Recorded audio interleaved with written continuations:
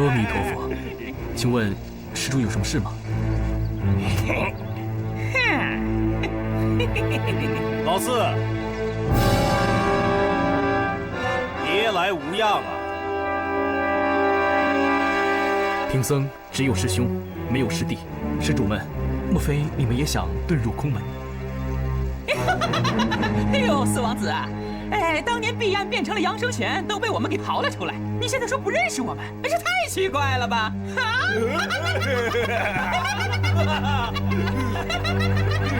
施主说的是什么？贫僧听不明白啊。贫僧是灵山寺的弟子慧净，你们一定是认错人了。四弟，我们好不容易找到你，还没叙叙旧，你怎么就要走啊？你不想你的二哥二嫂？你二哥二嫂可是很想你呀。阿弥陀佛，此山无海无河，何来的彼岸？施主，请你们让开。你们这两个废物，看来又抓错人了，让他走吧。八祖，你可回来了，我们大家都等着急了。王小凡，你是有碧岸的消息了吗？是啊，碧岸在灵山寺当和尚。他出家了。巡海夜叉他们已经发现了碧岸的行踪，我估计啊，他们很快会对碧岸下手的。妈祖阿姐一定要救救碧岸吗？王小凡，你一路辛苦了，留下来陪陪阿姐，剩下的事情就交给我和莫尔斯。是马祖。四弟呀，四弟，你在哪儿啊？二哥找你找得好辛苦啊！当年二哥是一时糊涂，才做出了对不起你的事。我们毕竟是亲兄弟，骨肉相连呐。殿下，你别难过了，咱们再慢慢找，一定会找到的。哎，四弟啊，我当年虽然杀了你，不久父王就知道了此事，要我们挖出你的遗体厚葬。我们在乱石堆里根本就没有找到你，我就知道你没有死。父王让我带你回龙宫，让我好好弥补对你犯下的罪过。可是四弟呀，你没给我这个机会呀！殿下，你别难过了。老四，你不原谅二哥没关系，可是你要想想咱们的父王啊，他想一想的卧床不起，想一想的久病不愈呀。二哥，父王他怎么样了？二哥，父王他怎么样了？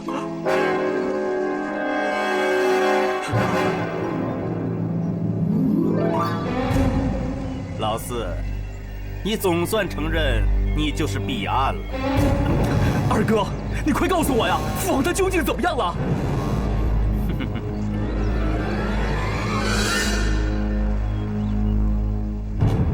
父王他是不会死的，可是你已经死到临头了。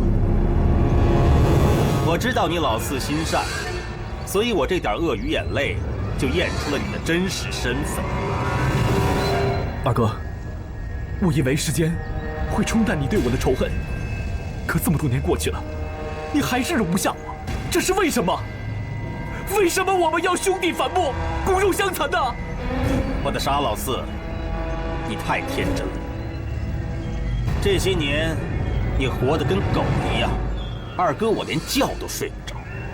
你看看你现在这个样子，好歹你也是龙宫的王子，现在沦落到这个庙里当个和尚，这要传出去，岂不让三界贻笑大方？所以你只有死，才能保全咱们龙宫的声誉。我落到今天这地步，还不是你逼的？鸭子，我有家不敢回，我对你一忍再让，我没有向你复仇，更没有向父王告发你啊！甘愿躲在寺庙这块最后的净土，就是为了避免兄弟刀兵相见。可你依然不肯放过我，你太狠了，太残忍了！我知道你活得很痛苦，所以你只有死了才能得到真正的清净。就让我送四弟上路。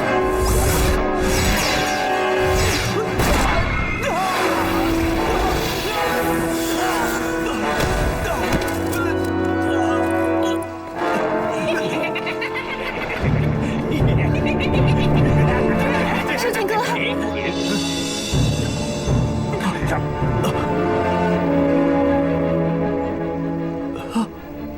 妈祖，你怎么知道我在这儿？又是你，多管闲事！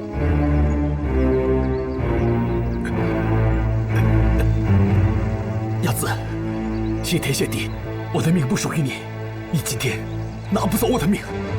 你就是睚眦。是又怎么样？既然你知道了我的身份，就不要多管闲事。我们东海龙宫可不是好惹的。你可知道，在人间的西汉，有一位著名的史学家叫司马迁，他写的一本巨著《史记》吗？史记，这凡人真是奇怪，连拉屎都要什么记载啊？不学无术，人家的是历史的史，不是拉屎的屎。司马迁在《史记》中写道：“一饭之德必偿，睚眦之怨必报。”你知道这是什么意思吗？这跟我有什么关系吗？那我就告诉你，一顿饭的功德都必须偿还，而被人瞪了一眼这样的小怨小愤，你都要报复。这就像你这样心胸狭隘的人，作恶多端，必有朝一日像你的名字一样，睚眦必报。睚眦必报，说得好。今天我不管你是谁，既然你处处与我作对，我今天就给你来个睚眦必报。上！拿出锅来！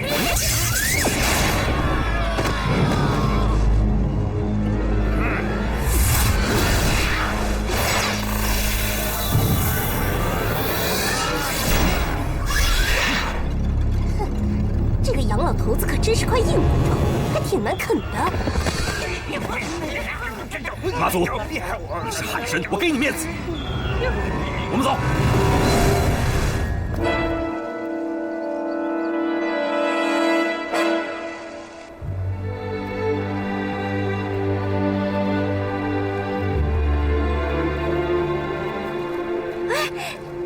彼岸，我总算又见到你了，我们都很想念你啊。月华，以后还是叫我杨生全吧。做东海龙宫的四王子，是一场大灾难啊！做湄洲岛的杨生全，却是一大福气啊！生全哥，这位是汪小凡。汪小凡，这是汪小凡。他就是妙珠姐的丈夫汪小凡呐，就是以前的水怪燕公。什么？他是燕公？见过四王子。燕公，你跟着睚眦没少干坏事啊！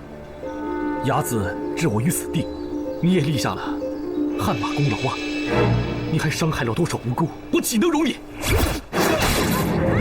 小凡，哎呀，你怎么打人啊？小凡没事吧？快起来！生全哥，你住手！小凡，没事吧？燕公他已经是我的手下，你不能再伤害他。马祖，你怎么能收留他呀？生全哥，岂不闻放下屠刀，立地成佛的简言？小凡归顺我以后，他一心向善，与从前判若两人。就是你惨遭睚眦追杀的消息，也都是他帮我打听到的。这，依你所见，这小凡是跟随我身边救人济世好心呢，还是把他打入地狱？小凡，还不向四王子请罪？快起来！王子殿下，我自持罪孽深重，虽万死，也不能赎罪。如今请王子殿下处置，小凡若皱一下眉，便对不起妈祖的拯救和栽培。好。罢了。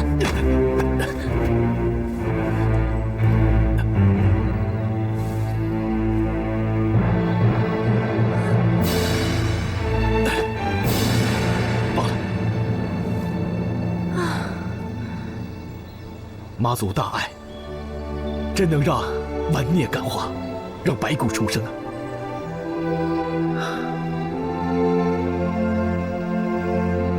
小凡，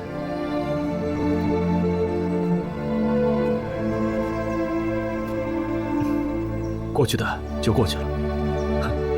来，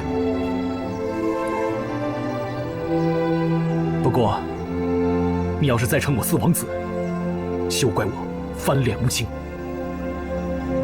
我可以称你为圣泉兄吗？真是气死我了！你该死到临头了，又是这个妖女，眼睁睁看着她把碧安救走了。碧安这个祸根没除，又和妈祖搅在一起，这以后更难对付了。好在他们不知道行宫和杰民夫的事，总有一天，龙王、碧安还有这个妖女，本王子一个都不会放过。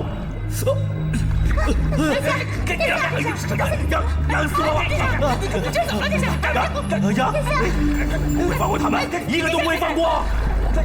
传太医！我从湄洲岛走出以后，一直不敢以碧安的面容出现，只怕睚眦一伙发现。我在泉州码头先做了苦力，我的力气自然比一般人大。别人能扛1袋货物，我能扛3袋。挣来的银子，我都悄悄送回爹娘的家里，以感谢他们对我的收留之恩。那之后怎么做了和尚呀？因为力气大，能干活，码头上其他的苦力就开始排挤我，埋怨我抢了他们的饭碗，甚至处处坑我，让我难以立足。再后来我知道妈祖被睚眦一伙打死了，从那时起，我已经彻底的心灰意冷，又无处可去，只好去灵山寺出家了，寻求最后一块安静之所来藏身。在妈祖升天之前，我看到过一个很像你的男人前来吊唁妈祖，可是转眼就不见了。那个人是你吧？是我，那是我出家之前最后一段尘缘。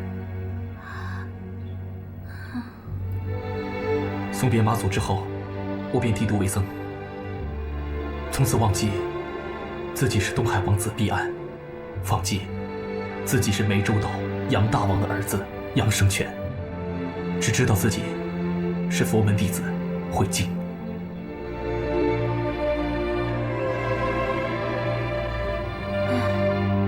堂堂东海四王子，命运怎么比我还苦呢？圣泉哥，你以为你逃到寺庙那块净土就能保你平安吗？你就是躲到天边，伢子照样要追杀你。他是我亲二哥，我躲着他，不在龙宫与他争权夺位，没有告发他要杀我的凶险诡计。可他为什么还不放过我？因为伢子有更大的阴谋。听小凡说，他曾是燕公的时候，参与了伢子的多次密谋。伢子要掌管东海，他正在实施一个天大的阴谋，陷害你的父王。什么？伢子要陷害我的父王，他还想篡权夺位？伢子疯了！伢子肯定疯了！大逆不道，天理不容啊！圣泉哥，你逃避，既不能为自己寻求平安，更不能为东海带来安宁。只有彻底的铲除东海的邪恶势力，你才能真正的远离危险，你的父王才能转危为安，整个东海才能免遭劫难。妈祖，我明白了，我不能再忍让和沉默了。我已经决定马上回族，与睚眦一伙斗争到底。妈祖，你说怎么干，我全听你的。要想将伢子绳之于法，必须要有铁的证据。可是伢子十分的狡猾，要获取证据谈何容易？我已经派高礼正成功打入了嘉应、嘉佑的身边，但这么久了，依然没有实质性的进展。妈祖，东海曾经出现过一块奇石，是天下绝无仅有的宝贝，叫流音石，什么声音都能原模原样的保留在这块神奇的石头里。天下还有这么稀罕的宝贝啊！如果能把睚眦一伙密谋的声音用流音石给它保留下来，这岂不是最简便、最直接、最有力的证据吗？真有这种奇石吗？难道我还会说假话吗？不过当年王母娘娘的寿辰我父王把流云石送给王母娘娘当贺礼了。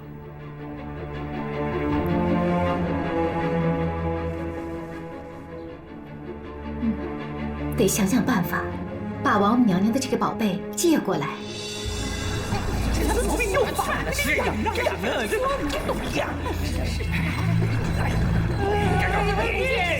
本王子这一犯病，倒把灵感给犯出来。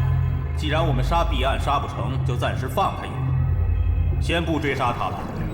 这殿下，我看您犯病，不是犯出灵感来了，倒是犯出心软来了。您不准备动手了？哼，本王子连亲爹都下不去手，何况是弊案了？那你是胆怯了？无毒不丈夫。那殿下到底是为什么呢？眼看无名岛的行宫就要完工了，我要完善我的计划，留着弊案，本王自有大用。有什么大用？我看只有大患。弊案必须死，但不是我们去杀，我们要借刀杀人。借刀？借谁的刀？到时候你们就知道了。不过你们要听本王子的命令，不许再动弊案一个手指头。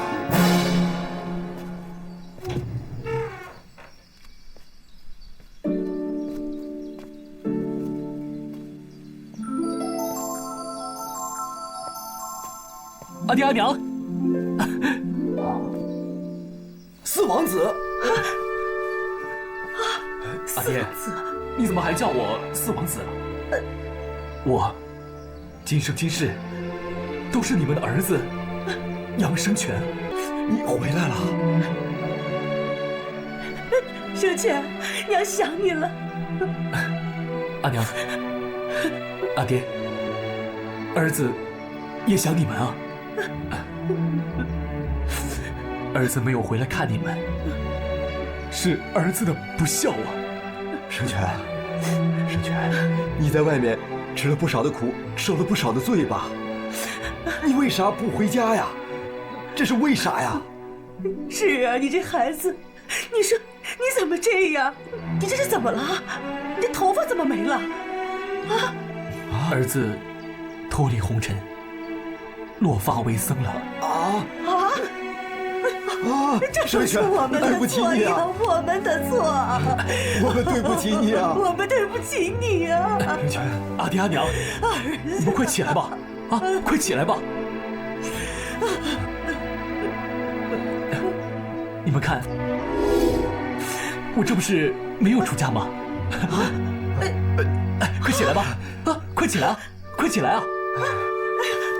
太好了，儿子。生全啊，这样好，这样好啊！这样就好了，这就好了，儿子。太阳，儿子，快准备饭菜。来，生全，坐坐坐。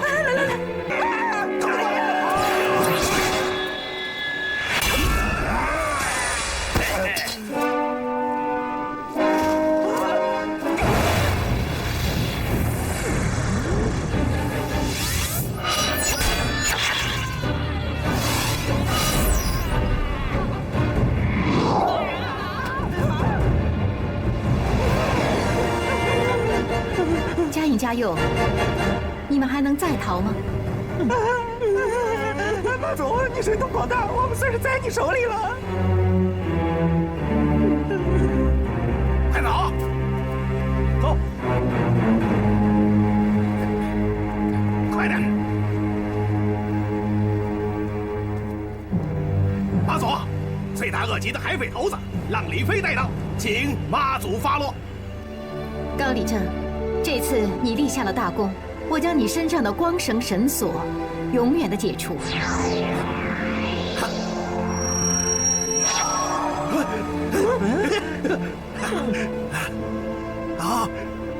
谢谢妈祖。虽然困在我身上的绳索已经解除，可是困在我心里的绳索依然还在。它会随时提醒我要彻底改恶从善啊。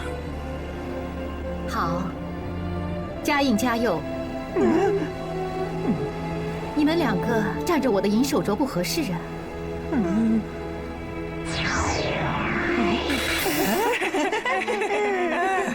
还有你，浪里飞，你身上也缺点什么？我这条绳索就送给你们三个吧。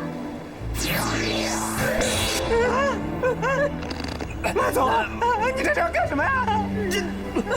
这是什么破绳子？还挺结实的呀！马总，你给我解开吧，我都快喘不过气来了。你们3个是否愿意归顺于我？马总，我们如果归顺了你，我们殿下是不会放过我们的。是啊，不会放过我们的。你们不归顺我，睚眦就能放过你们吗？你们看看，这是什么？这掌门怎么在你那儿啊？你们以为我派高礼正进入无名岛，就是白给你们送饭的呀？取来账本是他的功劳，也记下了你们的笔笔罪恶。如此重要的证据你们丢了，你们的殿下能饶得了你们？刚才殿下还吩咐把账本给毁了，我们还是迟了一步啊！是啊，这个你们俩认识吗？啊，这是东海的宝贝，我们怎么不认识啊？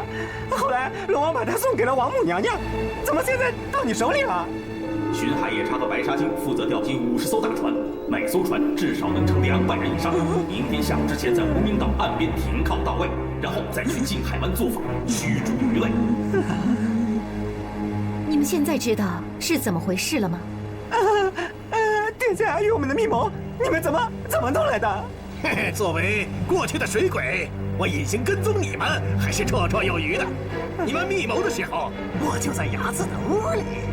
有账本为证，有流音为凭，睚眦的阴谋将大白于天下，你们罪恶深重，逃不脱天律的严惩。完了，彻底完了，这回我们真的死定了。睚眦是主犯，你们是从犯，你们现在唯一的出路就是立即弃暗投明，帮我救出那1万多民夫。过去你们虽然罪大恶极，但还可将功抵罪，妈祖可以饶你们不死。这是真的？妈祖一言九鼎，说一不二啊！我和高礼正一起做过很多的坏事，现在为妈祖做好事，你们也可以。妈祖，救救我！我愿意归顺你，追随你，将功补过。妈祖，我该死，可我不想死。你只要不杀我，我什么都听你的。我一定痛改前非，从现在开始，一切都听从妈祖的，一定做一个好人。好，记住你们刚才说的话，如再行恶端，罪加一等。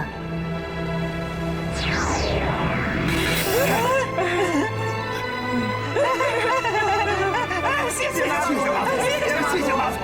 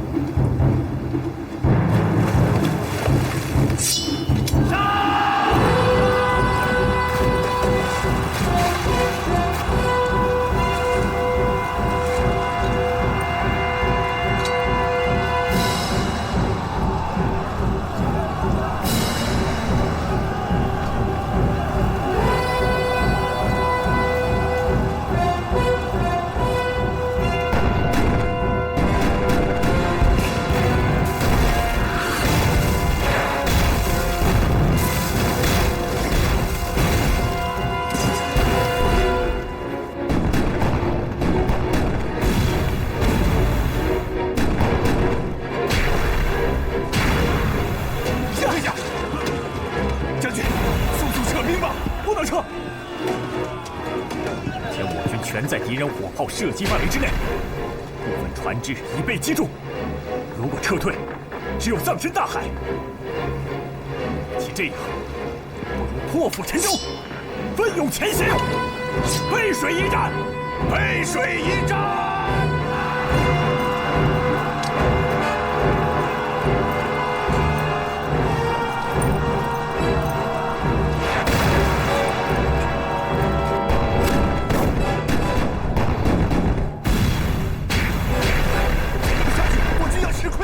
报告将军，敌寇火气太猛，已经打退我军4次进攻，我军损失惨重，死伤过半。在他是，进可为进，速下决断的将军，全军听我号令，不准后退，杀！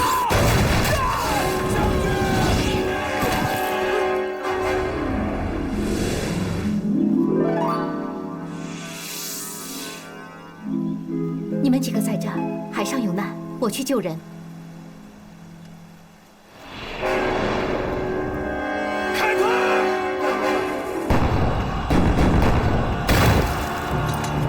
冲！开炮掩护！都上来，快点！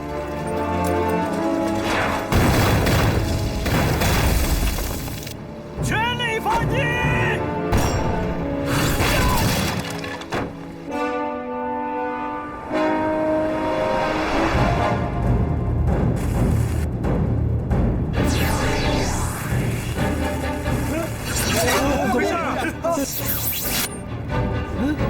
怎么回事？炮警灭了，炮不响了，炮打不着了。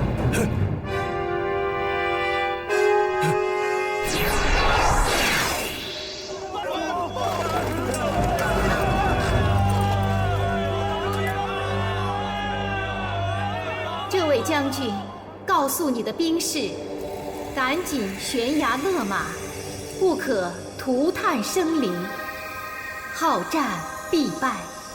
我们各为其主，何罪之有？我们宁愿为主公战死沙场，霸主来了，也绝不退缩。好一个各为其主！我来问你，这岛屿是谁的地盘？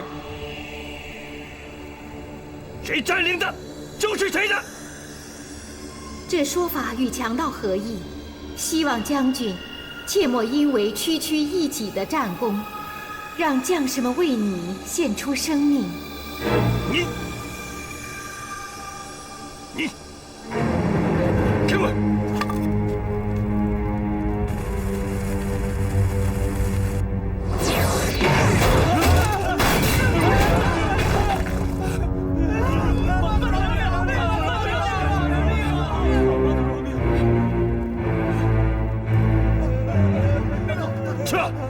撤退！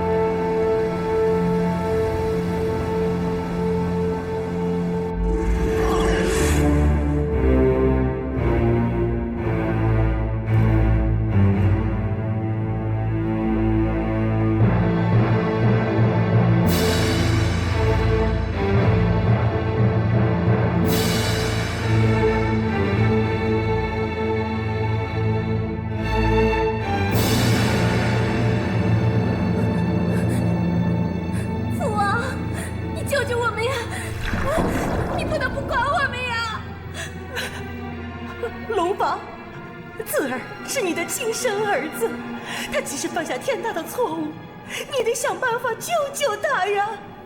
闭嘴！雅子，你今天的下场是咎由自取。你犯下滔天大罪，我不能救，也不敢救你。去吧，下辈子投胎，去做一些无名的海草吧。父王，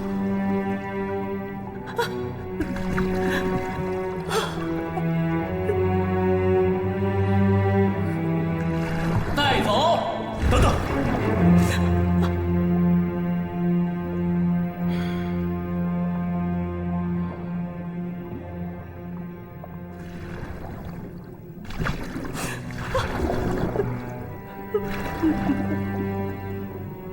孩儿不孝，孩儿感谢母亲的养育之恩，母亲保重。子儿，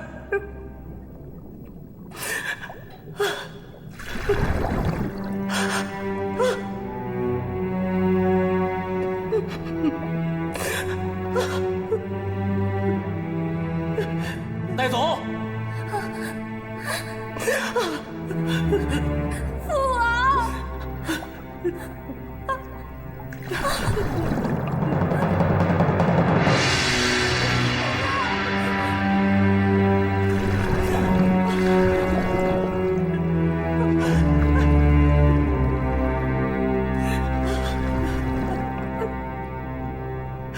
子儿，龙王，龙王，你不能不管子儿啊！你说他要是死了，我怎么活呀？你一定有办法，你一定会有办法的，你救救他吧！我没办法救。真王妃，伢子今天犯下滔天大罪，与你脱不了干系。你平时按住他，篡权夺位，你也该死。从即刻起，本王将你打入冷宫，面壁思过去吧。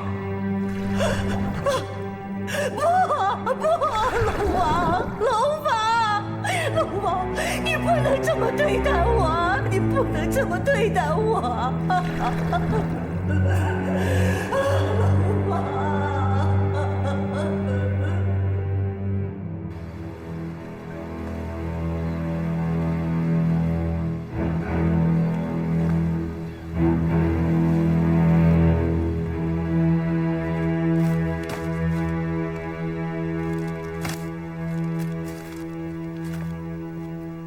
阿爹，妈祖来看你了。哦，阿爹，阿爹进来可好？好啊。阿爹，来，阿爹都坐啊！哎，啊，吃水果。来。阿爹，是这样的，宗伦殉国，朝廷给了抚恤金，宗伦无父无母，也无后人，所以想请教你这笔钱。啊，依我看呢，咱们办个学堂，你说怎么样？哎，我人老了，可是我的学问还没老啊。爹想啊，把附近渔民的那些孩子们呢，全都弄到学堂来，教他们读书识字。呀，爹，我这把年纪了，唯一能做的只是当一只火把，最后发发光、发发热喽。阿爹，这想法还真是好啊，真是太好了。好啊，而且啊，爹还要把小凡和妙珠的孩子抚养成人，倾囊相授，让他参加科考，金榜题名啊！啊！对了，阿爹啊，明天新任知府金大林要在妈祖庙主持盛大的妈祖敕封仪式，皇上也派钦差大人来宣读皇上对妈祖的敕封，就连考特尔船长和他的妻子波西，还有澎湖岛的卢秀英也都来参加了。哦，阿爹阿嫂，明天你们去不去啊？去啊！这是给林家争光的事儿，怎么能不去呢？依我看呢，还是不去的好。到时候啊，肯定要下跪什么的。那妈祖阿姐是阿爹的女儿，这到底是跪还是不跪好呀？桂花呀，这皇后的父母见了皇后，照样得下跪啊，这是礼数啊，而不是亲情。妈祖啊是神，阿爹是跪神，不是跪女儿啊。这倒也是哈，那咱们一起去吧。听说皇上还要敕封吴宗伦为抗敌英雄呢，过2天还另外举办仪式呢。宗伦呐，他死得英勇壮烈，浩气长存呢。他永远都是我的好女婿。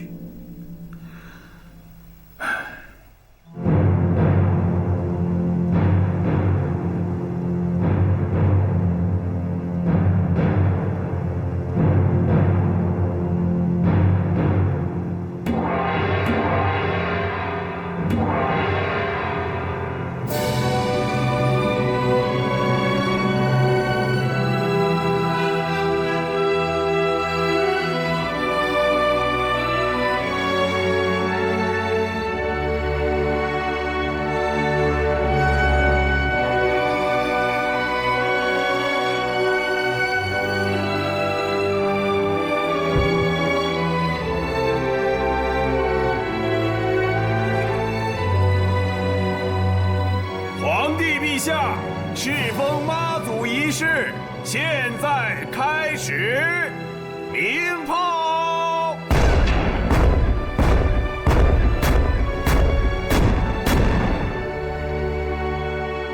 请钦差徐大人宣旨。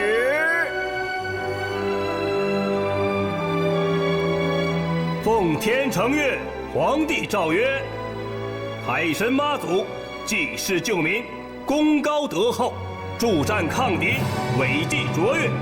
朕敕封妈祖护国夫人爵号，赐御书金匾，以示褒奖，钦此。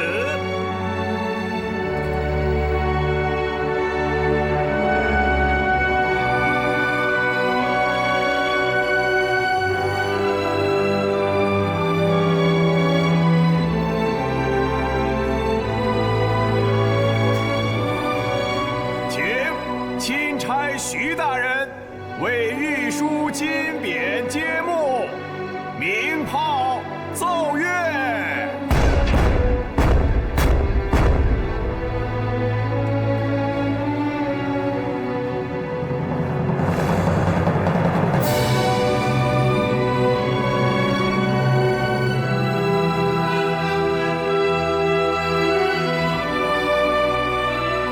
信众跪拜。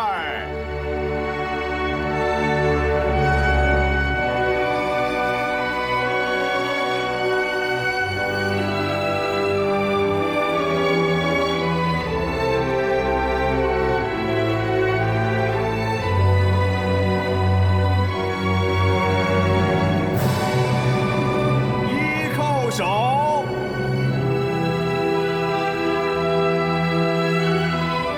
二叩首，三叩首。经玉帝御准，你们就是我水阙仙班的第一批正式成员了。浪里飞，你还要多多立功啊！是。从今天起，为了更好地维护海上安全，我们开始每日巡海。一遇到险情，能以最快的速度赶到现场救援。同时，有我水阙仙班巡视，也可震慑海里的妖魔鬼怪，防止他们兴风作浪。好，随我巡海去吧。遵旨。是。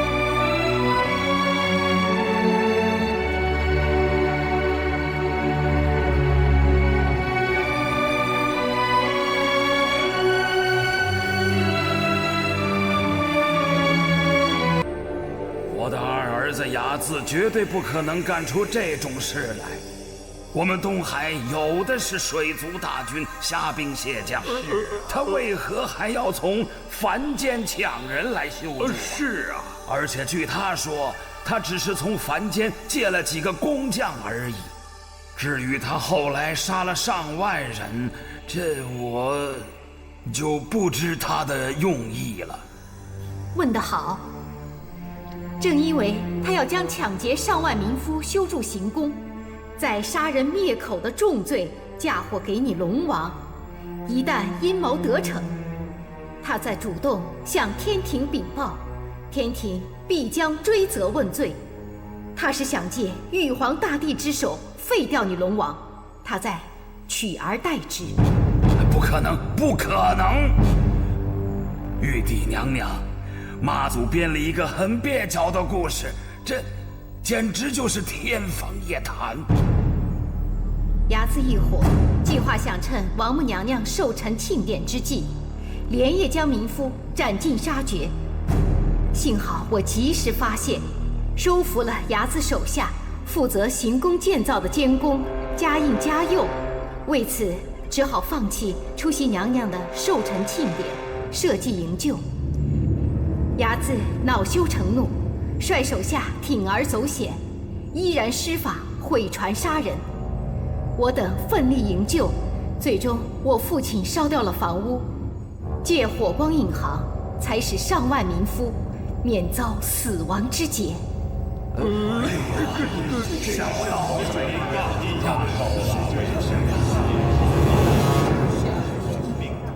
此事重大，妈祖，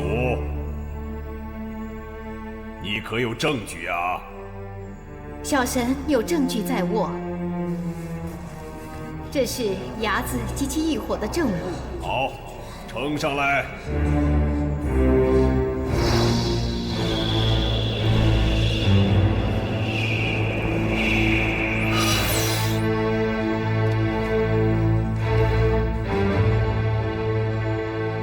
从账本中显示，睚眦异火先后劫持民夫13000余人，在长期劳作中病死的、累死的、处死的，以及民夫暴动被打死的，多达2000多人。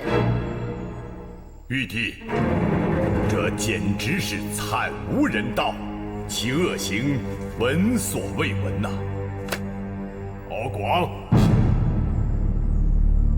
你看看你的好儿子都干了些什么？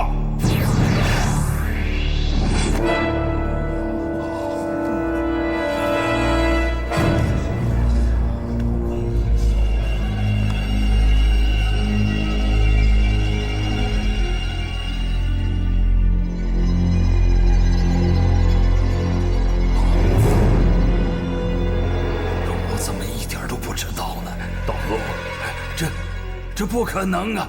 小王一点都不知道，这是个假账本吧？龙王，如果你还怀疑账本有假，那么就听听你儿子的声音吧。为了弄清睚眦劫持民夫、修建行宫的真相，我派人潜入无名岛，并求赤脚大仙向王母娘娘借来了流音石，终于记录下了睚眦异火密谋的过程。你让我向王母娘娘借流音石，原来目的在此啊！正是，多亏大仙帮助，更多谢娘娘的成全。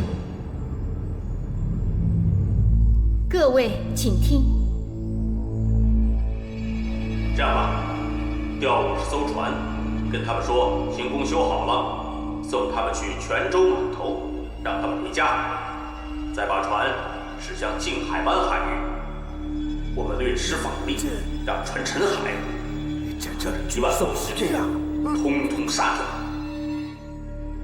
3天以后，那些尸体自然会漂浮海面。殿下这个主意倒是不错，不过为什么要选择静海湾呢？那要多绕不少路啊。静海湾3面环山，一面临海，又不大的风浪，容易驱逐鱼类，尸体也不易飘散。到时候本王子上报天庭，就说巡海夜叉发现了大量凡人尸体，既自然合理，也顺理成章。可是万一玉帝下令彻查，无名岛行宫是咱们下令修的，民夫也是咱们抓的，又如何把咱们的罪责赖除干净呢？顶罪的人我已经物色好了。谁？彼岸。这也不严密啊！这几年彼岸住在湄洲岛啊。谁能证明彼岸住在湄洲岛啊？我们在灵山寺的山后杀的彼岸，是妈祖摆个就走。所以他就是嬴政。什么叫欲加之罪？你们不懂吗？没错，这一烂账没有人算得清。咱们借玉帝的刀，杀汉安帝，废龙王的位，真是一箭双雕啊！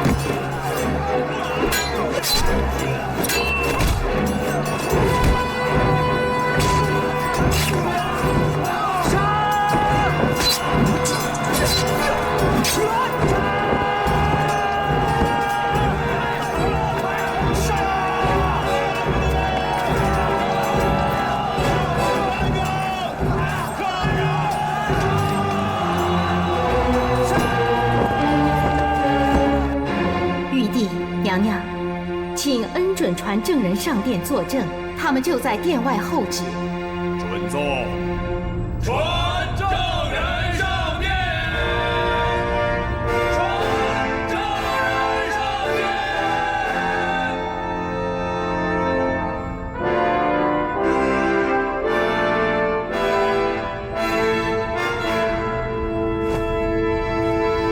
帝安拜见玉帝，拜见娘娘。平身。谢玉帝。儿子，拜见父王。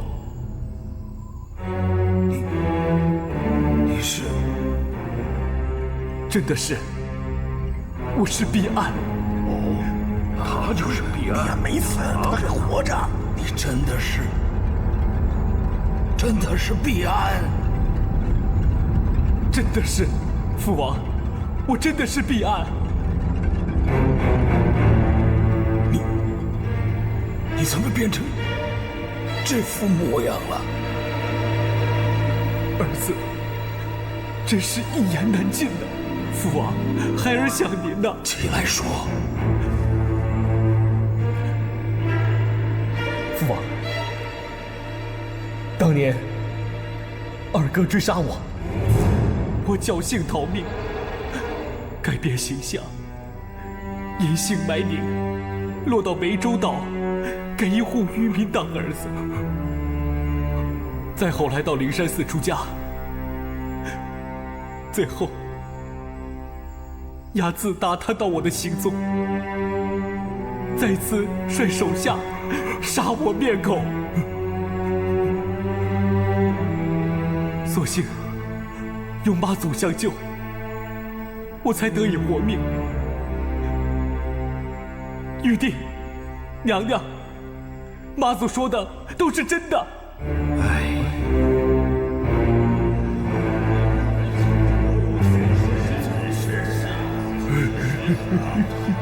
玉帝、娘娘，这两位是嘉应、嘉佑，他们俩曾是睚眦的手下，参与了睚眦的整个阴谋。后来被小神收服，迷途知返，在营救上万民夫的行动中，立下了大功。拜见玉帝，拜见娘娘。玉帝、娘娘，妈祖所言句句属实，我们知罪，愿意改邪归正。平身。谢玉帝，谢娘娘。你来。这位叫高理正。我派他打入无名岛，流音石上的流音，就是他深入虎穴取来的证据。高理正，拜见玉帝，拜见王母娘娘。平身吧。谢玉帝。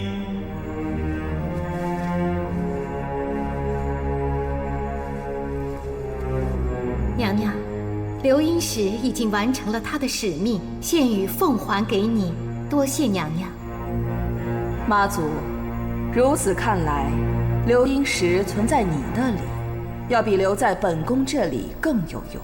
本宫就送给你吧，希望你往后用它帮助天庭清除更多的败类恶神。谢娘娘对宝贝的割爱，对妈祖的抬爱。敖广，小龙在。而今人证、物证、阴证俱在，你儿子牙子所犯重罪属实，你还有什么话可说啊？小龙教子无方，失职失察，小龙有罪，愿受惩处。出征数日，我军骁勇善战，士气高昂，加之吴大人运筹帷幄，指挥得当，以致我军旗开得胜啊！一举收复了盘龙、舞狮、长阳等6个被敌寇占据的岛屿，真是可喜可贺呀！只是前番这一战，我们也是付出了惨重的代价。我们的胜利，都是将士们用鲜血和生命换来的。接下来，我们还有最后一战，这也是最难的一战，就是将敌寇所占领的顺风岛夺回来，将敌寇彻底驱逐出境。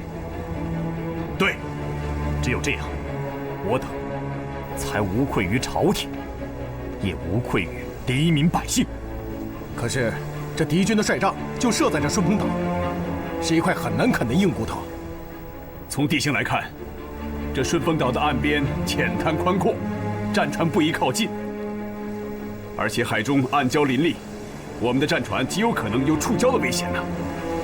再加上我们对地形不太熟悉，所以要想作战克敌制胜，真是难上加难呐。不管再难再险，这一仗我们必须要打，而且要打赢。好，传令下去，明日一早攻打顺风岛，不惜一切代价将顺风岛夺下，取得最后的胜利。是。睚眦、蚌飞、巡海夜叉、白沙精，10恶不赦。按天律，睚眦押往斩龙台，其余罪犯押往斩妖台斩首。杨戬，臣在。你去执行吧。小神遵旨。东海楼王敖广，你教子无方，监管不力，对东海管理不善，对睚眦长达数年的犯罪失控失察，着在功过簿上记大过一次。小龙领罪，谢玉帝天恩。妈祖已破获东海大案，拯救了上万民夫的性命，着在功过簿上给其记大功一件。谢玉帝。安儿啊，跟随父王回龙宫去吧。父王，龙宫留给儿臣的只有悲伤和凄凉。这些年来，儿臣早已满足普通凡人的生活，孩儿身上的王子光环早已褪去，我再也过不惯王子那种养尊处优的日子。我要跟随妈祖，加入他的水阙仙班，为维护海上的平安出一份力。安儿，你二哥他罪有应得，不久便要被处斩。我这个父亲不能一下失去2个儿子呀！父王，我这个儿子，你在几年前就已经失去了。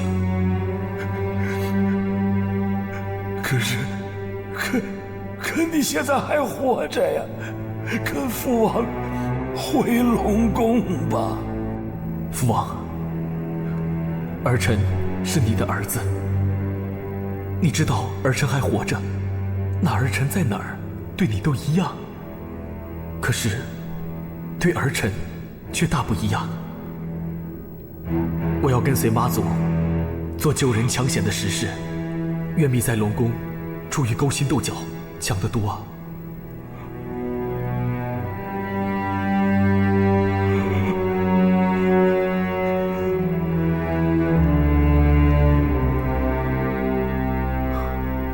父王，儿臣去意已决，儿臣会经常回龙宫看你。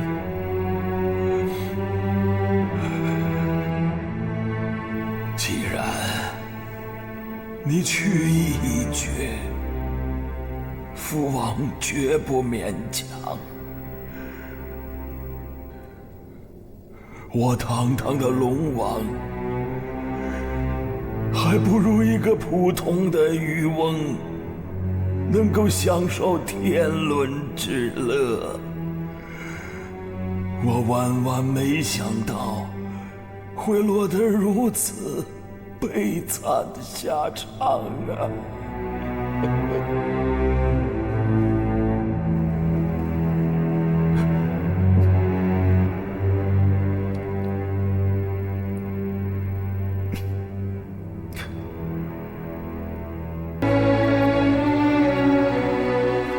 外公，你跟我抓一只知了玩吧。知了啊，孩子，那不能抓。知了在他自己家里唱歌，我们不能打扰他啊。我们去海边，哎。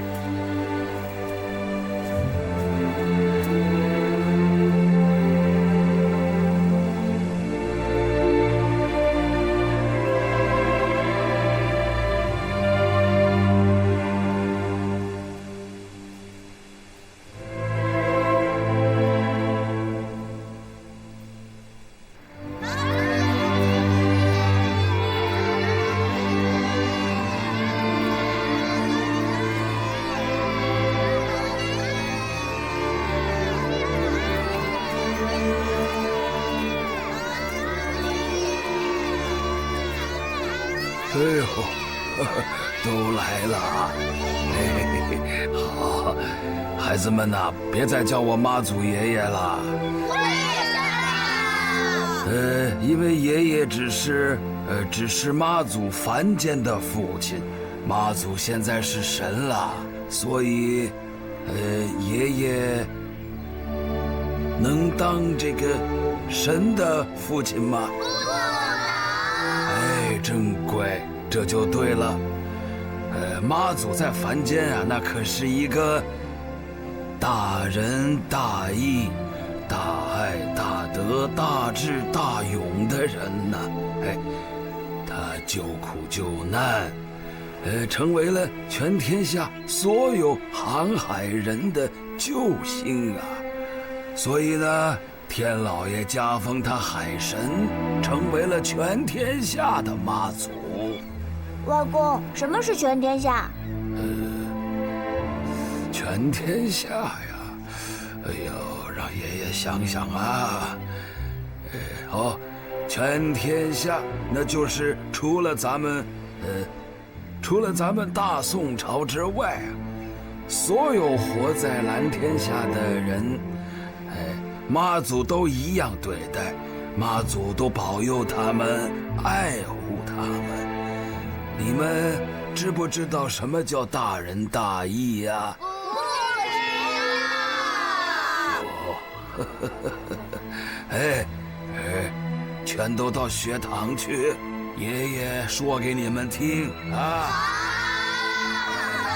都去，小宝也去啊。